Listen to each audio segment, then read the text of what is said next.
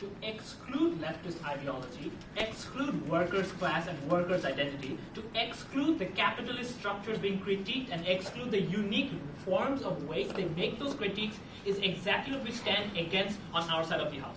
We would much rather have the existence of prominent and active Marxist parties all over the world as they stand, and we would regret the decline of these parties in the status quo. We have to prove to you from our side that this has caused more harm than good as it exists right now.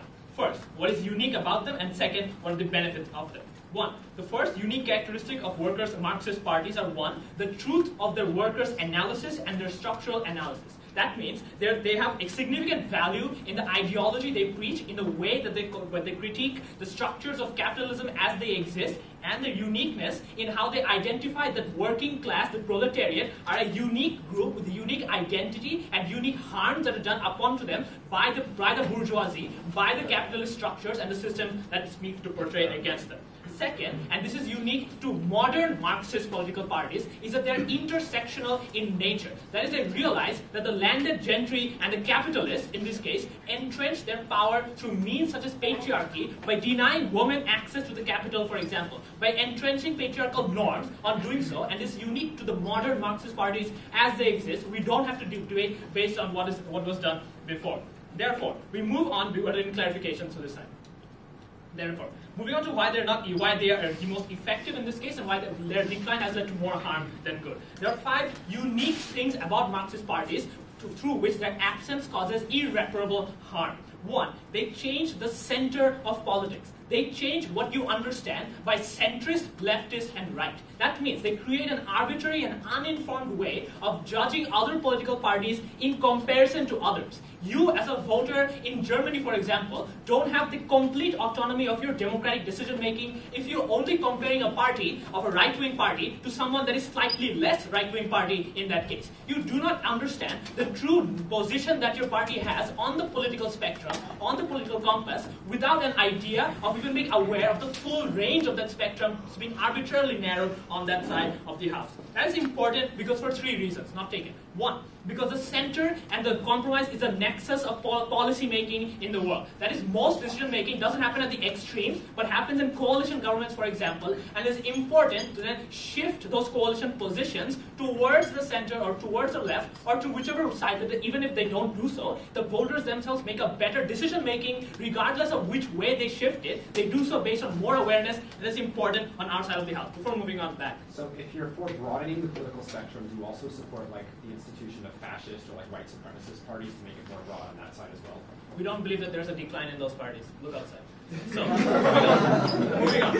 So, the second reason of why it's important this exists right now. Because one, the voters deserve the choices, and second, because those choices are important in and of themselves. Because often these are policies that benefit the most vulnerable people in the world, those with the most to lose, those who work 3 jobs in one day and simply have to go back and don't have any sort of long-term life savings. These are the most vulnerable of the vulnerable that we target and specifically cater to through these Marxist political parties, recognizing that they're in a unique position of vulnerability due to their position as the bottom of the ladder of the working class. Therefore, these are the groups that are not catered to by others to a significant degree that they are in this case.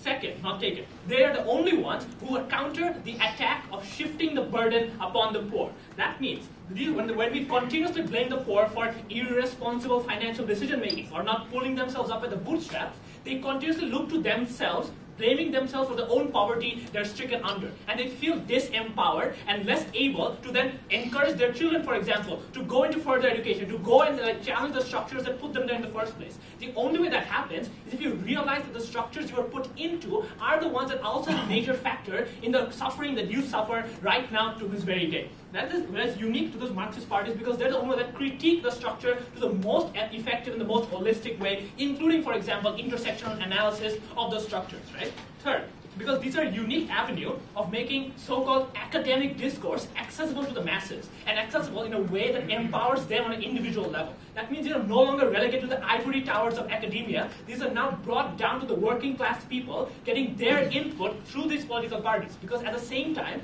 not only do they reflect ideology, they also incorporate and change the ideology for the better by including the voices of the very people that they seek to preserve and protect. They make that Marxist discourse better through a self-perpetuating and self-improving cycle, where the Marxist Party is always in communication with the people on the ground, they're being told what exactly is being done to them, not taken, telling them exactly how they can do it better. In this way, we don't necessarily take them at the worst, but we show you a progress by which they make it even better. And we tell you that that information and that empowering knowledge should be open to the people, should be done to the people who are more disempowered in this case, not taken. Fourth, because these not along with just broadening the spectrum, it is important to zoom out. This fourth point means that whenever your left is or your right is, it's also important to then go in the three-dimensional spectrum away from the compass in the first place, right? That means you don't just look at the politicians on your left, politicians on your right. You look at the structures and the economic truths and axioms that you are placed under in the first place. You examine the core fundamental reasonings that you are where you are today. That you actually go to the bank, you withdraw your money, that you go to your job, you get your paycheck. You question the fundamental axioms that no other political party has the guts to do so. This only comes from these unique parties. Why is it uniquely important? Because one, if you're unaware of the structures you live in, you're unable to exert your agency and your autonomy over those structures. And second, without the informed consent to live within that structure, you force yourself to be abused within that structure and are unable to examine, for example, why does my boss earn more than me? What exactly do they do that's so crucially important? Why is it that these people are example to donate to political parties far more than I can, right? So that's unique to their side. Finally, because we tell you on the fifth point that worker identity is the most inclusive of all identities, in that this is the only one that's protected only by the Marxist political parties, and this is an identity that encompasses all genders, all nationalities, and all spheres. By the most inclusive means of identity formation, we get easier empathy and better social change. Or, for example, you can empathize with the suffering of another person because they too are a worker in the proletariat struggling for the same thing that you are. They too are a common victim in the struggle. Instead of telling you that your jobs were taken away by Mexicans, we tell you your jobs were taken away by the bourgeoisie.